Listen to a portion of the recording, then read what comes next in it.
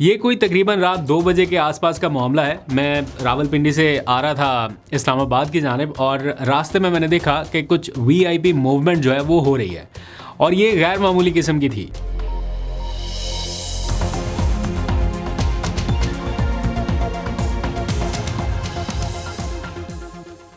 बिस्मिल्लाहिर्रहमानिर्रहीम, अस्सलाम वालेकुम। पाकिस्तान और दुनिया भर में देखने और सुनने वालों को अब्दुल कादिर का सलाम और रमज़ान बहुत बहुत मुबारक।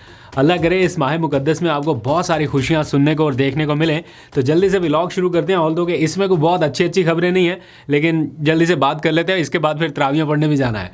तो जनाब, धरने ख़त्म हो गए हैं और पीटीआई की पूरी लीडरशिप जो है वो अपने अपने घरों को वापस रवाना हो गई। जो पार्लियामेंट में थे वो भी चले गए, जो केपी हाउस में थे वो भी चले गए, कोई साबिक वज़ीर आला था वो भी रवाना हुआ, मौजूदा वज़ीर आला भी इस वक्त रवाना हो चुके हैं और इमरान खान बदस्तूर जेल में मौजूद हैं और उनकी फैमिली उनसे मुलाकात नहीं कर पाई। घरों को लौटने से पहले पूरी पीटीआई की लीडरशिप आज सुप्रीम कोर्ट पहुंची। इमरान खान के कुछ केसेस थे उनकी पैरवी के लिए और जितनी बड़ी स्ट्रेंथ में ये लोग गए थे, पूरी लीडरशिप यानी दोनों अपोजिशन लीडर, फिर पार्टी चेयरमैन, सेक्रेटरी जनरल, वुकला, बड़ी तादाद में लोग थे। तो ऐसा लग रहा था कि कोई ना कोई रिलीफ तो ये लेके निकलेंगे। लेकिन सरप्राइजिंगली जब केसेस ख़त्म हुए तो उसका जो आउटकम था वो तवक्कुआत के बरक्स ही था। यानी कोई ऐसा ऑर्डर, कोई ऐसा हुक्मनामा, ना तहरीरी ना वर्बल, कोई ऐसी चीज़ नहीं थी जो इमरान खान को बराह रास्त कोई रिलीफ फराहम कर सकती। तो ऐसा लग रहा है कि इस पूरे एपिसोड में, ये 6 रोज़ा धरने के दौरान और जो कुछ भी हुआ इस धरने के वाइंड अप तक, सारा कुछ ऐसा लगा हुकूमत की कंडीशंस पर हुआ। टर्म्स एंड कंडीशन जैसा हुकूमत चाहती थी बिल्कुल वैसा हुआ। जो पीटीआई की डिमांड्स थी या जो ये कह रहे थे कि जब तक डिमांड पूरी नहीं हो जाती धरना जारी रहेगा, वो नहीं हो सका और धरना इन्हें कॉल ऑफ करना पड़ा। अगर रियलिस्टिकली देखा जाए, ग्राउंड रियलिटीज़ के अकॉर्डिंग देखा जाए तो इसका एंड रिज़ल्ट यही होना था, क्योंकि कोई कॉल नहीं बाकायदा दी गई थी, कोई ऑफिशियल कॉल नहीं थी और इसको प्रोलॉन्ग किया भी नहीं जा सकता था। अगर आप पूरी तैयारी के साथ ना आए, आपको हर तरह से बैकिंग ना हो, तो ऐसी कॉल्स का फिर रिज़ल्ट जो है वो थोड़ा डिफरेंट रहता है। तो इसलिए ये मेरा ख्याल है यही इसका फेट था, यही होना था। लेकिन इससे कारकुनान कुछ मायूस हैं कि शायद अभी कुछ हो सकता था। चूँकि ये ऑफिशियल कॉल नहीं थी और इसकी वैसी तैयारी भी नहीं थी, तो इसलिए इसको कॉल ऑफ करना ही था। आज नहीं होता, 2 दिन के बाद हो जाता, लेकिन ये कोई ऐसी मूवमेंट नहीं थी कि आपको कोई महीने की तैयारी के साथ सड़कों पे रहना था। लेकिन ये भी ऐलान कर दिया गया कि हम तैयारी के साथ, बेहतरीन तैयारी के साथ आएंगे और इस बार क्या करना है वो भी बताया गया है। एक इमरान खान रिहाई फोर्स जो है उसके क़याम का ऐलान कर दिया गया, उसकी मेंबरशिप शुरू होगी and so on. Suhail Afridi ने कहा कि मुझे जो इमरान खान ने टास्क दिया स्ट्रीट मूवमेंट का, मैं वापस अपने मिशन पर जाऊँगा और यही काम करूँगा। और ईद के बाद फिर उन्होंने कुछ अपने नए प्लान्स भी बताए हैं। कुछ लोग कहते हैं कि जब ये ईद ख़त्म होगी तो फिर कहा जाएगा कि अगली ईद के बाद, और फिर जब अगली ईद खत्म होगी तो कोई नई चीज़। बहरहाल ये सारी ग्राउंड रियलिटीज़ हैं जो इस टाइम चल रही हैं। इमरान खान को रिलीफ मिल सकता था और अभी भी मिल सकता है, लेकिन किस सूरत में, उसका एतराफ़ आज हुकूमती वज़ीर ने टीवी पे आके किया कि इमरान खान डील के लिए नहीं मान रहे।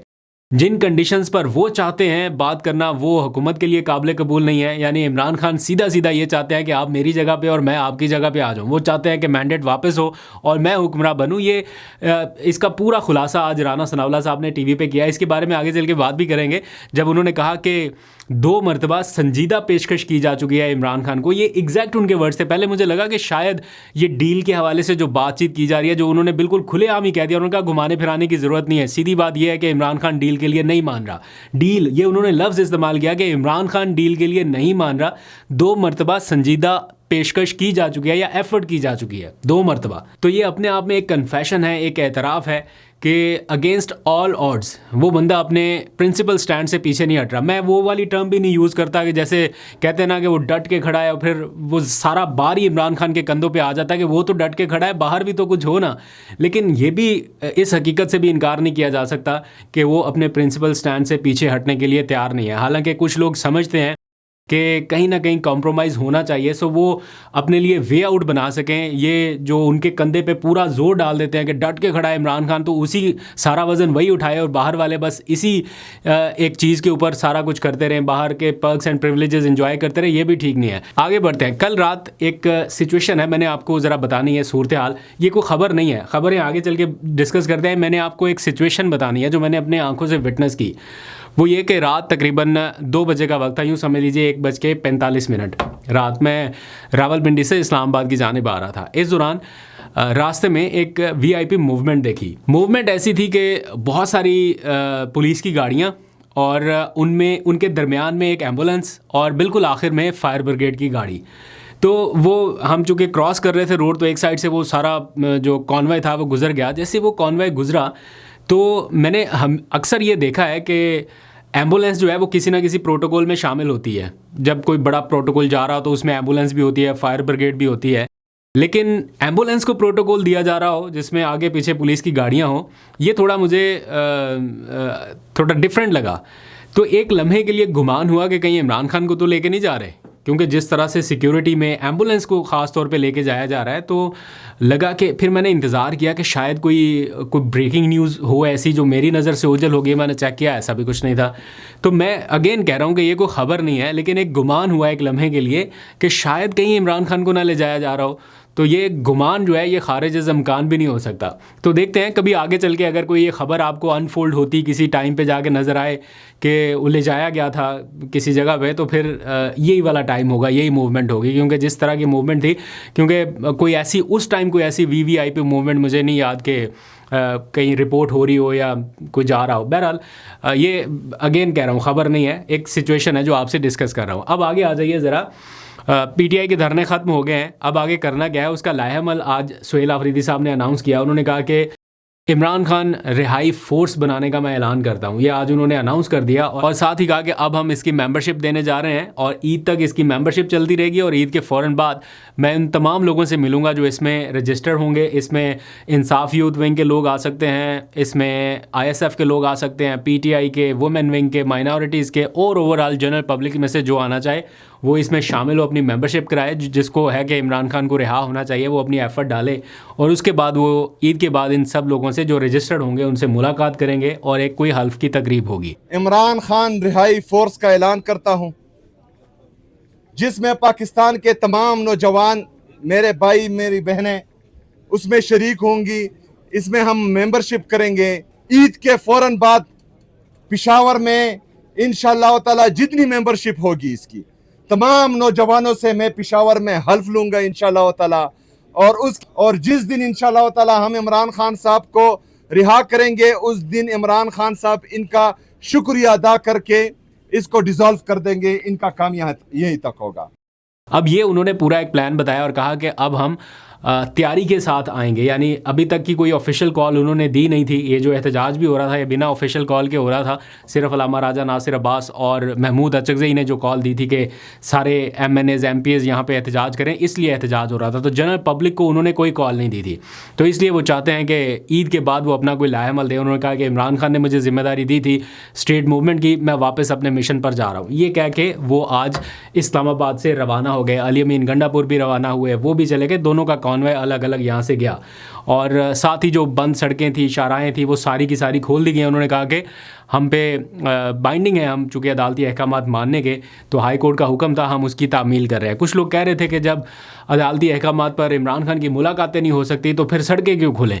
लेकिन ये भी फैक्ट है कि फिर फ़र्क क्या रह जाएगा। तो आप लोगों को, अगर आप लोग रूल ऑफ़ लॉ की बात कर रहे हैं, उसको प्रीच कर रहे हैं, तो पहले आपको ये मानना पड़ेगा। और ये अच्छा किया उन्होंने इस अहकामात की तामील करते हुए। अब सुप्रीम कोर्ट में आज क्या हुआ वो इंटरेस्टिंग तफसीलात मैं आपको बता देता हूँ। सुप्रीम कोर्ट ऑफ पाकिस्तान में आज इमरान खान के मुतादिद केसेस थे, कोई 5 के करीब गालबन केसेस थे जिनकी समाअत आज होना थी। पूरी पीटीआई लीडरशिप, ये ख़ास तौर पे धरने में मौजूद जितने भी लोग थे, कोई पार्लियामेंट में था, कोई केपी हाउस से था, ये सारे लोग आज सुप्रीम कोर्ट पहुँचे। और जब वहाँ पर गए तो वकला की बड़ी तादाद, लीडरशिप की बड़ी तादाद, एमएनए, एमपीए, सेनेटर, इन सबको देख के लगा कि जब ये सारे जजेस के सामने होंगे तो शायद कोई बात करें इमरान खान से मुलाकात की, या कोई ऐसा रिलीफ लेके आएँ, कोई ऐसा ऑर्डर लेके आएँ। बेशक वर्बली ले आएँ, लेकिन कोई ऐसा ऑर्डर के अदालत कोई कह दे कि जनाब इन 2-3 की मुलाकात करा दी जाए, ताकि ये सारा सिचुएशन जो है ये कंट्रोल हो सके। तो सरप्राइजिंगली जो इस कार्रवाई को विटनेस करने वाले जर्नलिस्ट है, उन्होंने बताया कि सारी कार्रवाई ख़त्म हो गई, अदालती कार्रवाई, केसेस की कार्रवाई। उसकी मैं तफसील आपको बताता हूँ कौन कौन से केसेस थे। और एंड पे बिल्कुल आखिर में लतीफ़ खोसा साहब ने ये जिक्र किया इमरान खान से मुलाकात के हवाले से। तो जो जज साहब जिनके सामने जिक्र किया, उन्होंने कहा ये चीफ़ जस्टिस के पास आपका मामला पेंडिंग है, वो इसके बारे में देख रहे हैं।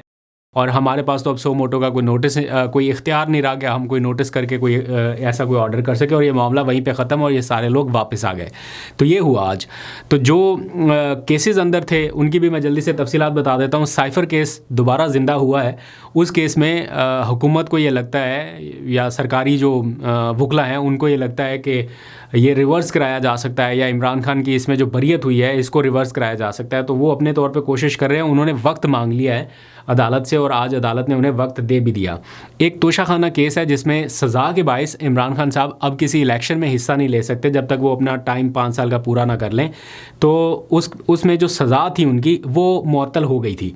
तो PTI के वकला ये चाहते हैं कि सज़ा के साथ साथ वो पूरे का पूरा फ़ैसला भी मुअत्तल हो ताकि इमरान खान साहब किसी इलेक्शन में हिस्सा ले सके। अगर वो बाकी सज़ाएँ उनकी मुअत्तल होती हैं तो वो आगे इलेक्शन में हिस्सा ले सकें।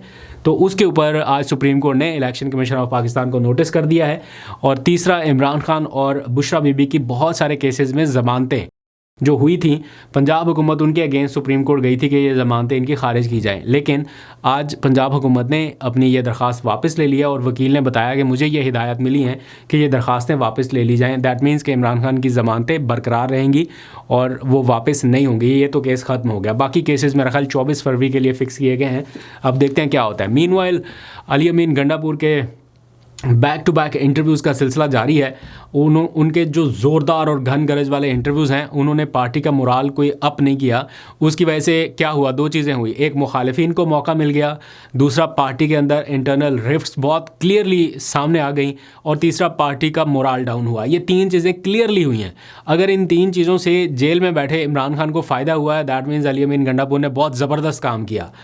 और अगर नुकसान हुआ है तो फिर वो ख़ुद देखें कि क्या इस सारी गुफ्तगू का जेल में बैठे हुए इमरान खान जो ये सारा कुछ इस टाइम फेस कर रहे हैं उनको कोई रिलीफ़ मिला है इस गुफ्तगू से, उनके इंटरव्यू से, उनकी बातों से।